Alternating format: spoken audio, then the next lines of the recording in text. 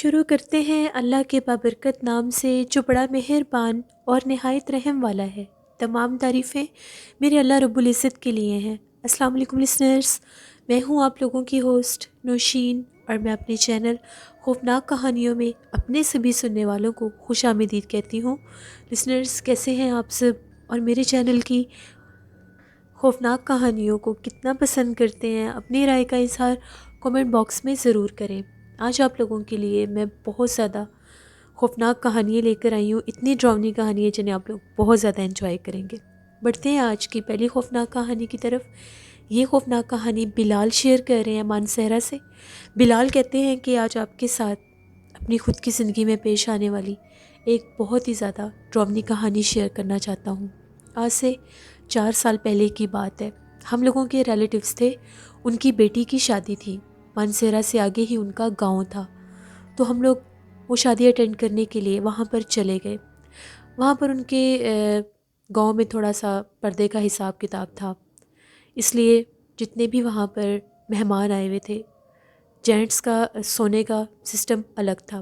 ان کا گھر کافی زیادہ بڑا تھا، اور جیسے ٹپیکل گاؤں کی حویلی ہوتی ہے، بالکل اسی سٹائل میں ان کا گھر تھا۔ ہم لوگوں کو جو رومز دیے گئے تھے وہ حویلی کی بیک سائڈ پر تھے، اور وہاں پر بھی ایک دروازہ ہوتا تھا۔ ہم لوگ جب وہاں پر پہنچے، اس سے اگلے دن مہندی کا فنکشن تھا، اور پھر باقی سارے فنکشن تھے۔ وہ جو گاؤں تھا کافی زیادہ قدیم اور پرانا گاؤں تھا۔ اس دور میں بھی وہاں پر وہی پرانی کنسٹرکشن کے مٹی کے بڑے بڑے گھر تھے۔ بہت کم ایسے گھر تھے جن میں سیمنٹ وغیرہ کا کام ہوا تھا۔ سردیوں کا موسم تھا، ہم لوگ وہیں پر انہی کمروں میں تھے جہاں پر ہم لوگوں کا سارا رہائش کا بندوبست کیا گیا تھا۔ میں نے اور میرے 2 کزنز نے مل کر ہم لوگوں نے لڑکی کے لیے مہندی کا جھولا وغیرہ سجانا تھا۔ ہم لوگوں کو اس کام کے لیے کہا گیا۔ ہم لوگوں نے مہندی کا ایک پورا بہت خوبصورت سٹائل میں جھولا ڈیکوریٹ کیا، جو کہ اگلے دن ہم لوگوں نے ان کے گھر میں پہنچانا تھا جہاں پر مہندی کا فنکشن ہونا تھا۔ ابھی ہم لوگ باتیں کر رہے تھے، سارے لڑکے تھے، تقریباً 8-10 ہم لوگ لڑکے تھے، بڑے آدمی بھی تھے ان میں۔ ہم لوگ سارے باتیں کر رہے تھے، تو ہم لوگ ایک بالکل کونے والے روم میں تھے۔ اس کے آگے بہت بڑا مٹی کا صحن تھا، اور اس میں ایک لکڑی کا دروازہ بھی لگا ہوا تھا۔ تقریباً رات کے 12-12:30 بجے کا ٹائم ہوگا، تو میرے کزنز نے یہ کہا کہ ہمیں نیند آ رہی ہے، اب سوتے ہیں۔ وہ لوگ سو گئے، اور میں اپنا موبائل یوز کر رہا تھا۔ تھوڑی ہی دیر کے بعد مجھے اس طرح سے آواز آنے لگ گئی، جس طرح سے چوڑیوں کی چھنکنے کی آواز آتی ہے۔ مجھے تھوڑا سا تعجب ہوا کہ جس طرح سے بالکل یہ حصہ عورتوں سے، خواتین سے ہٹ کر بنایا گیا ہے کہ یہاں پر صرف جینٹس ہیں، تو یہ چوڑیوں کی آواز کہاں سے آ رہی ہے؟ پھر مجھے یہ لگا کہ ہو سکتا ہے جیسے بالکل ساتھ ہی حویلی کا حصہ ہے، تو دوسری طرف کوئی خاتون یا کوئی لڑکی ہوگی۔ وہ چوڑیوں کی آواز اور پائل کی آواز بہت زیادہ حویلی کے اندر سے آ رہی تھی، جس طرف ہم لوگ تھے۔ مجھے تھوڑا سا تجسس ہوا کہ اتنی رات کو یہاں پر کون ہو سکتا ہے۔ میں نے اٹھ کر جیسے ہی ونڈو کھولی، باہر دھند بھی تھی اور کافی زیادہ ٹھنڈ بھی تھی۔ میں نے دیکھا وہاں پر ایک لڑکی کھڑی ہوئی تھی۔ اب وہ جو جھولا ہم لوگوں نے ڈیکوریٹ کیا ہوا تھا، وہ بھی وہیں پر حویلی میں ہی ایک کونے پر رکھا ہوا تھا۔ صحن کے پاس ہی ایک بہت بڑا ان لوگوں کا درخت تھا، وہیں پر ہم لوگ سارا دن دھوپ میں ہی کام کرتے رہے، تو وہ وہیں پر پڑا ہوا تھا۔ میں نے دیکھا اس درخت کے پاس جہاں پر وہ جھولا تھا، وہاں پر کوئی لڑکی کھڑی ہوئی تھی۔ اب مجھے تھوڑی سی حیرانگی بھی ہوئی کہ یہ لڑکی یہاں پر اتنی رات کو کیا کر رہی ہے۔ وہ بالکل جیسے شادی میں لڑکیوں نے ڈریس پہنا ہوتا ہے ویسے ہی ڈریس پہنا ہوا تھا، اور اچھی خاصی وہ بنی سنوری ہوئی تھی۔ میں نے اپنے کزن کو جگایا، اس نے میری آواز ہی نہیں سنی۔ سب بہت گہری نیند میں سو رہے تھے۔ میں نے دروازہ کھولا، اب میں ڈر بھی رہا تھا کہ میں باہر جاؤں یا نہ جاؤں۔ پھر بھی میں وہاں سے باہر نکلا تو میں نے دیکھا وہ جو لڑکی تھی اس جھولے میں بیٹھ گئی، اور وہ جھولا لے رہی تھی۔ اتنی رات کا ٹائم، اور وہ ایک درخت کے نیچے جھولا لے رہی تھی، سردی کا موسم، اتنی دھند بھی تھی۔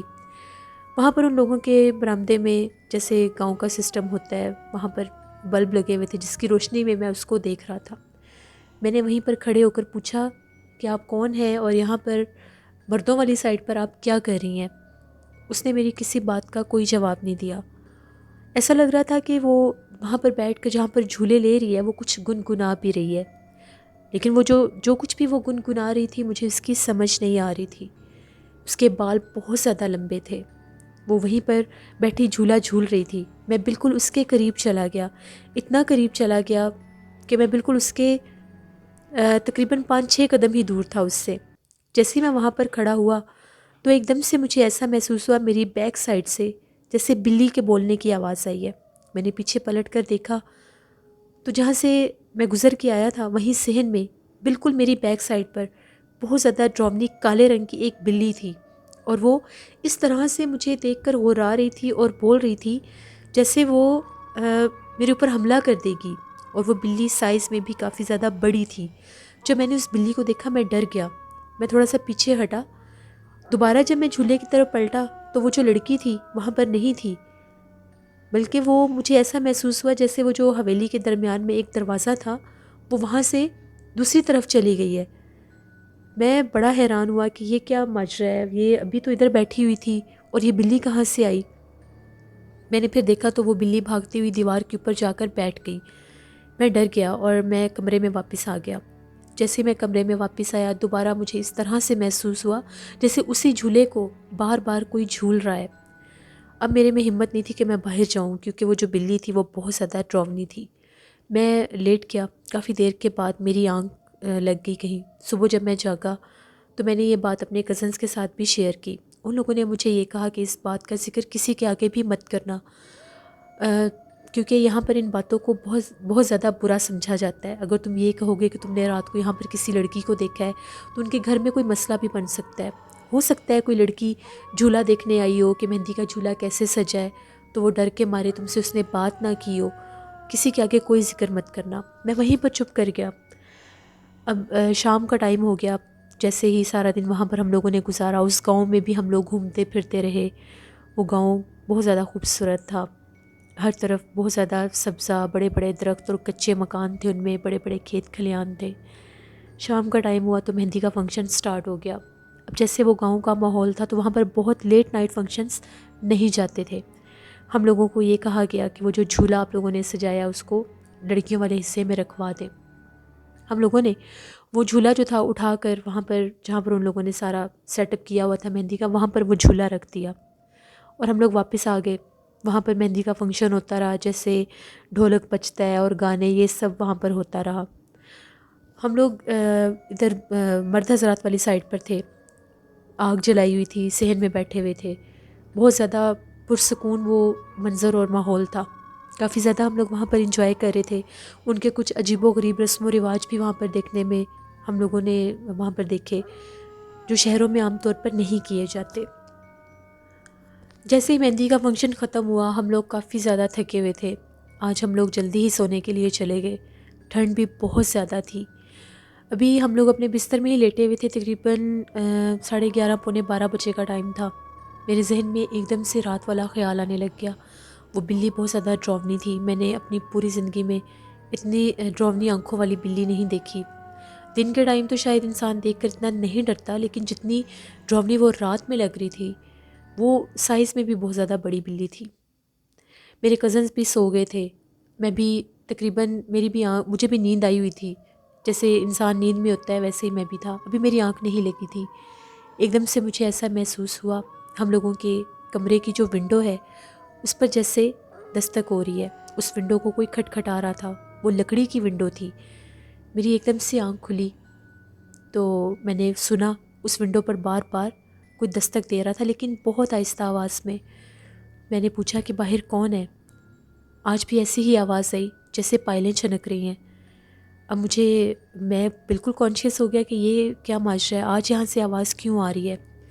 ابھی میں نے تھوڑی سی ہی ونڈو کھولی تو وہ جو لڑکی میں نے کل جھولے میں بیٹھی دیکھی تھی وہی لڑکی، وہی اس نے ڈریس پہنا ہوا تھا، بال کھلے ہوئے تھے، بالکل صحن میں کھڑی ہوئی تھی اور ہمارے کمرے کی طرف اس کی کمر تھی۔ میں تھوڑا سا ڈر گیا کہ پتہ نہیں یہ کیا ماجرا ہے، یہ لڑکی کون ہے اور اتنی رات کو یہ حویلی میں کیا کرنے آتی ہے۔ ابھی میں یہ بات ہی وہ پھر جا کر میں اس کو ونڈو میں سے دیکھ رہا تھا، وہ چلتی ہوئی اس درخت کے نیچے جا کر کھڑی ہو گئی۔ میں وہاں سے باہر نکلا اور میں نے پوچھا کہ تم کون اور یہاں پر کیا کر رہی ہو؟ کل بھی تمہیں میں نے یہاں پر دیکھا تھا، لیکن آج تو یہاں پر جھولا نہیں ہے۔ ابھی میں اس سے یہ بات ہی کر رہا تھا کہ وہ بالکل درخت کے نیچے جا کر بیٹھ گئی۔ اتنی زیادہ ٹھنڈ میں وہ درخت کے نیچے بیٹھ گئی۔ میں اس کے قریب گیا اور میں نے اس کو یہ کہا کہ یہاں سے چلی جاؤ، اگر تمہیں یہاں پر کسی نے دیکھ لیا تو تمہارے لیے مسئلہ بن جائے گا، تم کون ہو اور بار بار یہاں پر کیوں آتی ہو؟ ابھی میں اس سے یہ بات کر ہی رہا تھا کہ اس نے ایک دم سے ہنسنا شروع کر دیا، اور وہ بہت زیادہ پرسرار انداز میں ہنس رہی تھی۔ میں نے دوبارہ اسے بلایا اور یہ کہا کہ تم کون ہو، بتاتی کیوں نہیں ہو، اور یہاں پر روز کیوں آتی ہو؟ جیسے ہی میں اس کے قریب گیا اور میں نے اس کو یہ کہا کہ تم کون ہو، اس نے ایک دفعہ اپنا فیس اوپر کیا اور اپنے چہرے سے بال ہٹائے۔ اس کا چہرہ بہت زیادہ ڈراؤنا تھا، اس کا پورا چہرہ جلا ہوا تھا اور اس کی بڑی بڑی وائٹ کلر کی آنکھیں تھیں۔ جب میں نے اتنی ڈراؤنی چہرے والی لڑکی دیکھی، میں چیخیں مارتا ہوا پیچھے بھاگا۔ میری چیخوں پکار سن کے سب جاگ گئے۔ وہاں پر بہت زیادہ لوگ تھے، آج مہندی کا فنکشن تھا، ان کے اور زیادہ مہمان آئے ہوئے تھے۔ جب سب نے مجھے چیختے دیکھا تو میں بار بار اشارہ کر رہا تھا درخت کی طرف کہ میں نے وہاں پر ایک بہت زیادہ ڈراؤنے چہرے والی کوئی لڑکی دیکھی ہے۔ ابھی ہم لوگ یہ باتیں کر ہی رہے تھے، وہ جو چیز تھی وہ غائب ہو گئی، اور درخت کے اوپر سے بھی اس طرح سے محسوس ہو رہا تھا جیسے اس درخت کے اوپر کوئی ہے۔ جو سارے آدمی تھے ان لوگوں نے آگے جا کر دیکھا تو درخت پر کچھ بھی نہیں تھا۔ میری حالت بہت زیادہ خراب ہو گئی، میں بہت زیادہ خوفزدہ تھا۔ اتنی میری حالت خراب تھی کہ میں نے رونا شروع کر دیا۔ میرے جو کزنس تھے مجھے بہت زیادہ انہوں نے سنبھالا اور سمجھایا، اور یہ کہا کہ ہو سکتا ہے تم نے کوئی ڈراؤنا خواب دیکھا ہو، یا یہ بھی ہو سکتا ہے کہ تمہارا وہم ہو، ایسا ویسا کچھ بھی نہیں ہے۔ لیکن میں جو کچھ دیکھ کر آیا تھا وہ میں بھول نہیں سکتا تھا۔ تقریباً ساری رات میں جاگتا رہا۔ وہ جو وہاں پر جتنے بھی آدمی تھے ان سب نے یہ کہا کہ کچھ بھی نہیں ہے، ہو سکتا ہے یہ لڑکا ویسے ہی ڈر گیا ہو، نیند میں ہوگا تو یہ ڈر گیا ہوگا۔ خیر میں سارے سو گئے دوبارہ، میں اور میرے کزنس جاگ رہے تھے۔ وہ لوگ میرے چہرے کے اوپر میرے تاثرات دیکھ کر سمجھ گئے تھے کہ یہ جھوٹ نہیں بول رہا۔ اگلے دن اب ان کے بارات کا فنکشن تھا اور مجھے بہت سخت بخار تھا۔ یہ بات میرے پیرنٹس تک بھی چلی گئی۔ میری امی بھی آئیں، آ کر مجھے دیکھا۔ وہاں پر میری امی کے ساتھ ایک بوڑھی عورت بھی تھی، شاید وہ بھی اسی گاؤں کی رہنے والی تھیں۔ وہ دم وغیرہ کیا کرتی تھیں۔ جب وہ آئیں تو انہوں نے مجھے دم کیا اور یہ کہا کہ تم یہاں پر آئے ہو، اگر دوبارہ تمہیں کوئی بھی رات کے ٹائم آواز دے یا تمہیں بلائے تو اس کے پیچھے مت جانا۔ اب میری امی نے بھی پوچھا ان سے کہ آپ ایسے کیوں کہہ رہی ہیں؟ ان کا یہ کہنا تھا کہ ہم لوگوں کے گاؤں میں جب بھی کوئی شادی ہوتی ہے، کسی لڑکی کی شادی ہوتی ہے، تو یہاں پر شادی والے گھر میں ایک بہت زیادہ ڈراؤنے چہرے والی چڑیل 3 دن لگاتار آتی ہے۔ اگر تو لڑکی کو حفاظت میں رکھا جائے تو اس کی شادی خیر خیریت سے ہو جاتی ہے، لیکن جن لوگوں کو نہیں پتہ چلتا ان کے گھر میں کوئی نہ کوئی یا تو فوتگی ہو جاتی ہے یا شادی میں کوئی مسئلہ بن جاتا ہے۔ یہ بات بہت زیادہ پرانی دور سے چلتی ہوئی آ رہی ہے۔ ان لوگوں نے جب اپنی بیٹی کی شادی کی تو ان لوگوں نے اپنے گھر میں پورا بندوبست کیا ہوا تھا۔ اس لڑکی کے گھر میں ایسے تعویذ لگائے گئے تھے کہ وہاں پر وہ چڑیل نہیں جا سکتی تھی، اس لیے وہ حویلی کے اس حصے میں آتی تھی، اور اس لڑکے نے اس کو پہلے دن بھی دیکھ لیا تھا اور دوسرے دن وہ اس کو بلانے آئی تھی۔ آج اس کا تیسرا دن تھا۔ اگر آج یہ اس کے بلانے پر چلا جاتا تو وہ اس کو جانی نقصان دے دیتی۔ امی نے جب یہ بات سنی، امی بہت زیادہ ڈر گئیں۔ ہم لوگوں نے وہ شادی اٹینڈ بھی نہیں کی، اسی دن ہم لوگ واپس آ گئے۔ لیکن یہ جو حادثہ میری زندگی میں ہوا تھا میں اس کو کبھی بھی نہیں بھول سکتا۔ اس کا چہرہ بہت زیادہ ڈراؤنا تھا۔ اس کے بعد کبھی بھی دوبارہ ہم لوگ اس گاؤں میں نہیں گئے۔ یہ میری زندگی کی ایک کہانی تھی جو میں نے آپ کے ساتھ شیئر کی۔ بہت شکریہ بلال آپ کا۔ اللہ آپ سب کو، ہم سب کو اپنے حفظ و ایمان میں رکھے۔ لسنرز، اکثر میں نے اپنی سٹوریز میں آپ لوگوں کو میسیج دیا ہے، کسی بھی نئی جگہ پر جائیں جہاں پر خاص طور پر آپ لوگ پہلی دفعہ جائیں تو وہاں پر کچھ بھی ایسا فیل کریں، کوئی بھی چیز ایسی دیکھیں جو آپ کو نارمل نہ لگے، اس کے پیچھے کبھی بھی مت جایا کریں، کیونکہ ہم لوگ نہیں جانتے کہ جس جگہ پر ہم لوگ گئے ہوئے ہیں وہاں پر کیا کچھ ہو سکتا ہے۔ اس لیے اپنا خیال خود رکھا کریں۔ بڑھتے ہیں ایک اور خوفناک کہانی کی طرف۔ یہ خوفناک کہانی احمد شیئر کر رہے ہیں۔ احمد کہتے ہیں، میں ڈی جی خان کا رہنے والا ہوں اور آپ کے ساتھ اپنے دوست کی زندگی میں پیش آنے والی ایک کہانی شیئر کرنا چاہتا ہوں۔ ہم لوگ کالج میں پڑھتے تھے۔ میرے دوست کو ایک لڑکی بہت زیادہ اچھی لگتی تھی۔ اس نے بہت زیادہ کوشش کی اس لڑکی سے بات کرنے کی، اس لڑکی کے گھر تک وہ جاتا تھا، کافی دیر اس کے گھر کے باہر کھڑا رہتا تھا کہ شاید وہ لڑکی کسی بہانے سے اس سے بات کر لے۔ اب ان کے محلے میں اتنا آنا جانا ہو گیا تھا کہ وہاں کے لڑکوں کے ساتھ بھی احمد نے دوستی کر لی تھی، صرف اس لڑکی تک پہنچنے کے لیے، اس کے گھر کی معلومات وغیرہ لینے کے لیے۔ اس کو اس لڑکی کے بارے میں کافی زیادہ انفارمیشن مل چکی تھی۔ اس لڑکی کا نیم کرن تھا۔ اب جو میرا دوست تھا وہ بہت زیادہ اس کو پسند کرتا تھا اور اس سے شادی کرنا چاہتا تھا۔ وہ ہر ممکن یہ کوشش کرتا تھا کہ جیسے کیسے اس لڑکی تک وہ اپنا میسج پہنچا سکے، لیکن اس کے باوجود اس لڑکی سے کبھی بھی اس کی بات نہیں ہو سکتی تھی۔ وہ اکثر جب وہ کالج سے آتی تھی تو اس کے پیچھے جاتا تھا کہ کسی طرح سے اس کو پتہ چل جائے، لیکن وہ لڑکی اس کی طرف آنکھ اٹھا کر بھی نہیں دیکھتی تھی۔ وقت گزرتا گیا، اب وہ اس حد تک انوالو ہو چکا تھا کہ اس نے اپنی فیملی سے یہ کہا کہ میرا ان کے گھر رشتہ لے کر جائیں۔ جب وہ لوگ ان کے گھر باقاعدہ رشتہ لے کر گئے تو ان لوگوں نے انکار کر دیا، یہ کہہ کر کہ اس کا رشتہ آلریڈی اس کی فیملی میں طے ہو چکا ہے۔ اب وہ بہت زیادہ دل برداشتہ ہو گیا، کیونکہ اس نے بہت زیادہ کوشش کی تھی اس تک پہنچنے کی، وہ اس کو بہت زیادہ پسند کرتا تھا اور اس سے شادی کرنا چاہتا تھا۔ اسی سلسلے میں اس نے رخ کیا تعویذ وغیرہ کی طرف۔ وہ یہ کہتا تھا کہ میں اس پر عمل کرواؤں گا، میں اس پر جادو کرواؤں گا کہ اس کا جہاں پر بھی رشتہ ہوا ہے وہ ٹوٹ جائے اور وہ مجھے مل جائے۔ اسی سلسلے میں اس کو ایک عامل مل گیا۔ میں نے اس کو بہت سمجھایا کہ اس چیز کو چھوڑ دو، اگر وہ تمہاری قسمت میں ہوتی تو تمہیں مل جاتی، لیکن اس کے سر پر وہ بھوت سوار تھا کہ میں اگر شادی کروں گا تو صرف اسی سے کروں گا۔ اس عامل نے اس کو کوئی عمل بتایا۔ وہ عمل یہ تھا کہ رات کے ٹائم اس نے بکرے کے دل میں کوئی تعویذ وغیرہ لگا کر اس کو دیے اور یہ کہا کہ یہ تم نے کرسچن قبرستان میں جانا ہے، وہاں پر جا کر 2 قبروں کے درمیان میں ان کو دفنا کر آنا ہے۔ اس کے بعد وہ لڑکی خود بخود تم سے بات بھی کرے گی اور خود کہے گی کہ اس نے تم سے شادی کرنی ہے۔ وہ بہت خوش تھا، مجھے اس نے کال کی کہ تم نے بھی آنا ہے۔ اب وہ جو عامل تھا اس نے یہ کہا تھا کہ جب تم نے یہ عمل کرنے جانا ہے تو تم نے قبرستان میں اکیلے جانا ہے اور آدھی رات کا ٹائم ہو جب تم نے وہاں پر جانا ہے۔ پہلے تو ہم لوگوں نے ایک ایسا قبرستان ڈھونڈا جو کرسچنز کمیونٹی کا تھا، وہاں پر ہم لوگ گئے بڑی مشکل کے ساتھ۔ وہاں پر آدھی رات کا ٹائم تھا، میں قبرستان کے باہر کھڑا ہوا تھا، وہ قبرستان کے اندر دیوار پھلانگ کر اندر چلا گیا۔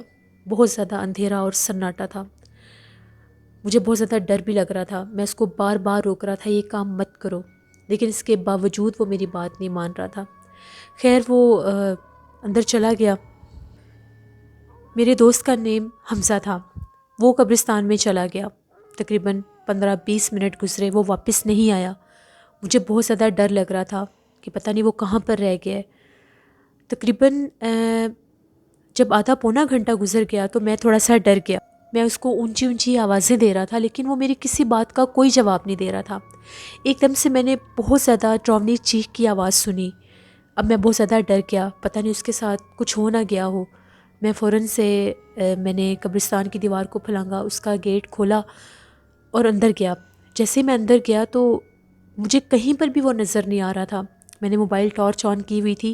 تقریباً جب میں قبرستان کے درمیان میں پہنچا تو وہ زمین پر گرا ہوا تھا اور بے ہوش تھا۔ میں نے اس کو بہت زیادہ ہلایا جلایا مگر وہ بالکل بھی ہوش میں نہیں تھا۔ بڑی مشکل کے ساتھ جیسے کیسے میں اس کو باہر لے کر آیا اور اس کے گھر میں اس کو اس حالت میں کیسے لے کر جاتا، میں اسے اپنے گھر لے آیا۔ جب میں اپنے گھر لے کر آیا تقریباً 1-1.5 گھنٹہ گزر گیا، وہ پھر بھی ہوش میں نہیں آ رہا تھا۔ جب اس کو ہوش آیا تو وہ بہت زیادہ ڈرا ہوا تھا اور چیخ رہا تھا اور بار بار یہ کہہ رہا تھا کہ مجھے چھوڑ دو، مجھے چھوڑ دو۔ مجھے کچھ سمجھ نہیں آ رہی تھی اس کو کیا ہوا ہے۔ میں بار بار اس سے پوچھ رہا تھا کہ تمہیں کیا ہوا ہے۔ وہ بار بار یہ کہہ رہا تھا کہ جیسے ہی میں نے ان قبروں کے درمیان میں وہ دل لگانے لگا تھا، ابھی میں دل لگا کر پیچھے ہی ہٹا تو میں نے دیکھا ایک بہت زیادہ ڈراؤنے چہرے والی کوئی عورت تھی، وہ بھاگتی ہوئی میرے پاس آئی اور اس نے مجھے مارنا شروع کر دیا۔ وہ بہت زیادہ ڈراؤنی تھی۔ اس کے بعد مجھے کچھ یاد نہیں کہ میرے ساتھ کیا ہوا ہے۔ میں نے اس کو بہت زیادہ ڈانٹا کہ تمہیں میں نے سمجھایا تھا کہ یہ سب مت کرو۔ وہ بہت زیادہ ڈرا ہوا تھا اور رو رہا تھا۔ میں نے اس کو یہ کہا کہ صبح تم اس عامل کے پاس جانا اور اس کو جا کر ساری بات بتانا۔ ہم لوگ کافی زیادہ گھبرائے ہوئے تھے، وہ بھی سو گیا اور میں بھی سو گیا۔ صبح جب میری آنکھ کھلی تو وہ ہم لوگوں کے گھر میں نہیں تھا۔ میں نے اس کو بہت زیادہ کالز کی لیکن وہ میری کال اٹینڈ نہیں کر رہا تھا. اس کے گھر گیا تو اس کے گھر سے بھی پتہ چلا کہ وہ گھر واپس نہیں آیا. اب مجھے بھی کچھ تھوڑا بہت اس عامل کے بارے میں پتہ تھا کیونکہ اس سارے کام میں اس کے ساتھ تھا, میرا دوست تھا وہ. میں اس عامل کے پاس پہنچا تو اس عامل کا یہ کہنا تھا کہ وہ میرے پاس نہیں آیا. اب میں بہت زیادہ ڈر گیا کہ میں اس کو کہاں پر ڈھونڈوں. جیسے ہی میں ایک دم سے میرے ذہن میں یہ خیال آیا کہ کیوں نہ میں قبرستان جا کر چیک کروں ایک دفعہ. جب میں قبرستان گیا تو میں نے دیکھا حمزہ جہاں پر میں نے اس کو رات کو اٹھایا تھا وہاں پر ایک درخت تھا. اس درخت کے پاس بیٹھ کر عجیب و غریب طرح سے آوازیں نکال رہا تھا اور رو رہا تھا. میں نے اس کو بہت زیادہ کوشش کی کہ میں اس کو وہاں سے اٹھا سکوں. تبھی میں نے وہاں پر 2 آدمی آتے دیکھے. میں نے ان کو یہ کہا کہ وہ آدمی ہمارے پاس آ گئے اور آ کر یہ کہنے لگے کہ یہ لڑکا کیوں رو رہا ہے. میں نے یہ کہا کہ اس کی طبیعت ٹھیک نہیں ہے, یہ ابھی میں اس کو لے کر یہاں سے جا رہا ہوں. وہ آدمی پوچھ کر چلے گئے. بڑی مشکل کے ساتھ اس کو میں نے وہاں سے اٹھایا. وہ پتہ نہیں کیا کر رہا تھا, عجیب و غریب انداز میں آوازیں نکال رہا تھا اور اس کے بال بھی بکھرے ہوئے تھے. اس کو میں اس عامل کے پاس لے کر آیا. جیسے اس عامل کے پاس لے کر آیا اس عامل نے اس کے اوپر کوئی عمل کیا اور یہ کہا کہ اس کے اوپر اس چیز کا اثر ہو چکا ہے. میں نے اس عامل کو بھی بہت زیادہ سنائی کہ تم کیسے اس کے ساتھ ایسا کر سکتے ہو. اس کی حالت بہت زیادہ خراب تھی. وہ ایک کام کرنے کے پیچھے اس نے اپنے ساتھ بہت برا کیا. اس کو دورے پڑنے لگ گئے. وہ ساری رات قبرستانوں میں رہتا تھا. بڑی مشکل کے ساتھ اس کو وہاں سے لے کر آتے تھے. اس کے گھر والوں کو بھی اس بارے میں پتہ چل گیا. تقریباً 1-1.5 سال اس کا علاج کرواتے رہے. وہ یہ کہتے تھے جہاں پر بھی لے کر جاتے تھے تو یہ کہتے تھے کہ اس کے اوپر ایک ایسی چڑیل آفت کا اثر ہوا ہے جس نے اس کو جکڑ لیا ہے اور وہ اس کو زندہ نہیں چھوڑے گی. بہت مشکل کے ساتھ اس کے علاج ہوئے. اس کو تعویذ پلائے گئے. اس کے ہر کپڑے کے ساتھ تعویذ لگایا جاتا تھا کہ یہ دوبارہ قبرستان کی طرف نہ جائے. تب جا کر اس کی حالت ٹھیک ہوئی. اس دوران اس کے ذہنی توازن بھی کچھ بگڑ گیا تھا. وہ اس لڑکی کو بھی بھول گیا. بہت زیادہ اس کی کنڈیشن ورس تھی. اللہ کا شکر ادا کیا ہم لوگوں نے کہ وہ ٹھیک ہو گیا. اس کے بعد کبھی بھی اس نے ایسی کوئی حرکت نہیں کی. 5 وقت کی نماز پڑھتا تھا, قرآن پاک پڑھتا تھا. یہ میرے دوست کی ایک سٹوری تھی جو میں نے آپ کے ساتھ شیئر کی. بہت شکریہ احمد آپ کا. لسنرز کبھی بھی ایسے کام نہیں کرنے چاہیے جو انسان کو ان حالات تک لے جائیں. اللہ سے رحم مانگنا چاہیے اور دعا مانگنی چاہیے. جو کوئی بھی آپ کی قسمت میں آپ کے نصیب میں ہوتا ہے آپ کو وہی ملنا ہوتا ہے. ایسے راستے اختیار کر کے آپ کچھ بھی حاصل نہیں کر سکتے. اپنا فیڈ بیک مجھے ضرور دیں. آپ لوگوں کو آج کی خوفناک کہانی یہ کیسی لگی؟ آپ لوگ بھی سٹوری شیئر کر سکتے ہیں ڈسکرپشن باکس میں دیے گئے ای میل آئی ڈی noshinwirk57@gmail.com پر. اس کے علاوہ آپ لوگ مجھے کمنٹ باکس میں بھی سٹوری شیئر کر سکتے ہیں. میرے چینل کی سٹوریز کو زیادہ سے زیادہ شیئر کیا کریں اور میرے چینل کو سبسکرائب کریں اور میرے چینل کی سٹوریز کو ضرور لائک کیا کریں. نیلم وائس آفیشیل کو بھی جا کے سبسکرائب کریں. انشاءاللہ ولاگ چینل پر بھی جلدی ولاگ اپلوڈ کروں گی میں. اپنا بہت سا خیال رکھیے گا. کل آپ لوگوں کے ساتھ پھر ملاقات ہوگی کسی نئی خوفناک کہانی میں. اپنی ڈھیروں دعاؤں میں اپنی ہوسٹ نوشین کو ضرور یاد رکھیے گا. Thank you for watching. Stay blessed. اللہ نگہبان.